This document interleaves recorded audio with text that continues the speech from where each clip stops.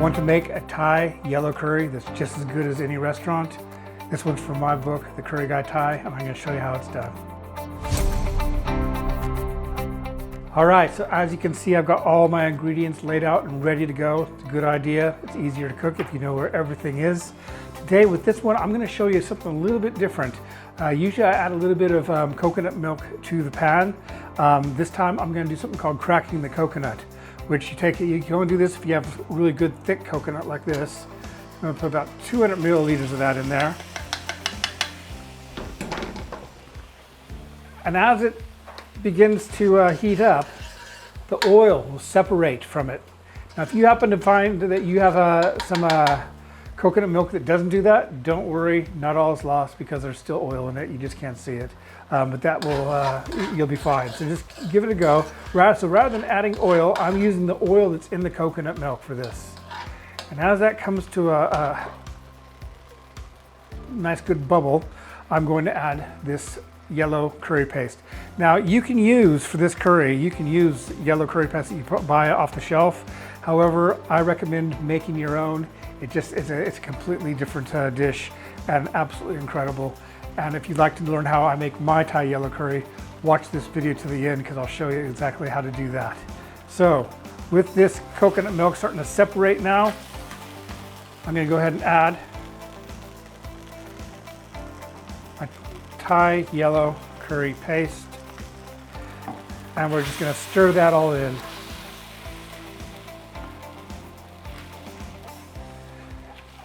And bring that to a simmer. Over here in this pan over here, I've got some potatoes. Now in Thai yellow curries, often potatoes are added, just like waxy potatoes, little new potatoes, and also a little bit of tomatoes and some carrots as well. So I'm just cooking those down so that they're nice and tender when I add them to the pan. To that, I'm going to add some tamarind and about a tablespoon of palm sugar. If you can't get the palm sugar, use something like a light brown sugar. That'll do just fine. We're just going to let that all cook together. One thing that's different about Thai yellow curries is the use of curry powder. So we're going to use about a couple teaspoons or so of curry powder there. A little bit of about a teaspoon of white pepper. Stir that in there as well. A lot of people think of the Thai yellow curry as you would, a korma, Indian korma that you find at a curry house. And they do have a couple similarities. They are sweet, they are savory. I would say Thai yellow curry is a lot spicier because of the chilies that go into it. But that's up to you. You can leave a lot of those chilies out. You don't have to put them in there. So you can make this to however you want it to be. Okay, with this bubbling away now, I'm going to go ahead and add the chicken. So I've got about 500 grams of chicken there. We'll just stir that all in. And then to finish it off, I'm going to add about another 400 milliliters of coconut milk. There we are. This curry does not take any time to make at all. If you're using shop-bought curry paste, it's even faster, but making the curry paste itself is very quick and easy to make. I'm just going to bring that to a simmer now. And when it is, I'm going to go ahead and finish it off. So we'll bring that to a simmer and we'll come back in about 5 minutes after it's been simmering for a while. This is smelling amazing right now. I've got my potatoes all cooked through. I'm just going to add those. And I'm also going to add these carrots. And the carrots are going to take about 5 minutes or so to cook, which is fine because we're just going to let this all simmer together. Oh, this smells incredible. I really think you're going to like this. I hope you give it a go. To that, I'm going to add just about a half teaspoon of MSG, just for that umami flavor. Very good. You can leave it out if you want to. If like me, you like MSG, you'll want to add it.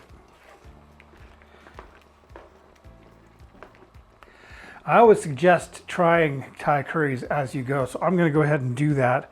I just want to try it to see if there's anything I need to add a little bit more sugar to it, or just salt or whatever.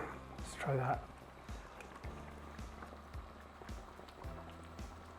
That's tasting almost perfect now. Add a little saltiness. I'm going to add just a few good glugs of Thai fish sauce. Usually about a tablespoon will do, 2 tablespoons. It tastes quite strong if you're not used to it. So just add it to taste. Just enjoy your time in the kitchen and just relax and try it as you go, and you'll be very happy when you're finished at the end, because everything will be exactly as you want it. I've got some tomatoes to add here. I'm going to do that in about 3 minutes after that, after the carrots are ready. So we'll do that. We'll come back for a final taste test, and yeah, it's just a couple more minutes. Okay, let's add these fresh tomatoes there now. That's going to give it some nice color, but it's nice. You just add them right at the end. Oh yeah. I'm going to give this a try. A nice piece of chicken.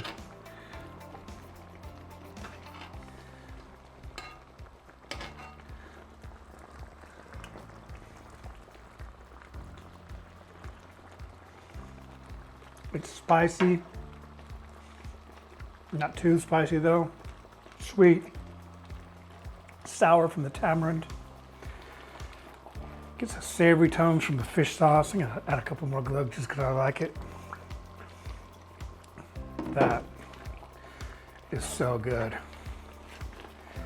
Thank you very much for watching, everyone. I got a lot more videos on the way, so please be sure to like and subscribe and hit that notification button, and we'll see you next time. Thank you. Once you've tried Thai yellow curry from scratch, you'll realize just how easy it is to get that restaurant quality taste at home. You get the sweetness from the coconut and that fresh hit from lemongrass, kaffir lime leaves. It just lifts the dish. It's amazing. Give it a try. So then, would you like to see how I made that Thai yellow paste? Watch this. Really easy. So to start this out, we are going to toast 1.5 teaspoons of cumin seeds, 1.5 teaspoons of coriander seeds, and the seeds from 3 green cardamoms. We're just going to pour those in that pan over that medium heat. And all we're doing is we're toasting them. We want to bring out the natural oils from the spices. It doesn't take long. All you want to do is you want to wait until you smell the aroma and they're warm to the touch. You'll know they're ready.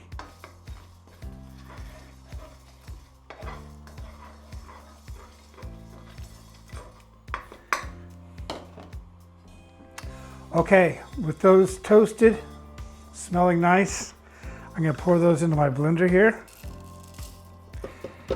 And as you can see, I've got all my other ingredients ready to go. I suggest you do the same. It's a lot easier that way. I've got some about 12 red chilies, dried red chilies, which I soaked in water for a half an hour, just to soften them some.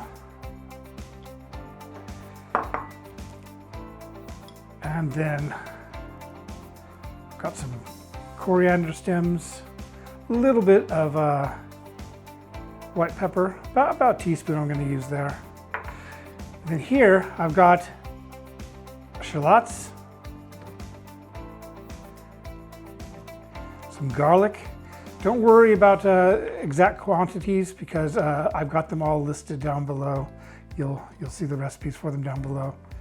And I got some lemongrass in there, some galangal, and then we have some fresh turmeric. This is fresh turmeric. If you can't find the fresh turmeric, it's usually available at most Asian shops, but if you can't find it, go ahead and there's some shrimp paste there too. Go ahead and use ground dried turmeric. About 1 teaspoon should do the job. So to this, I'm going to add just a little bit of water, just enough to help it blend.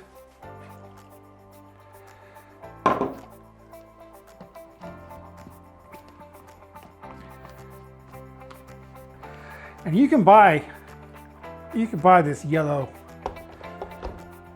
paste at shops, but it really is, it does make a huge difference if you make your own.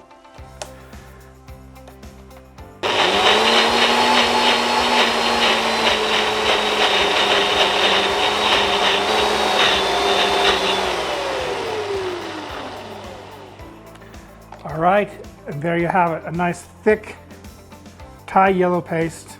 This is going to be great in a Thai yellow curry.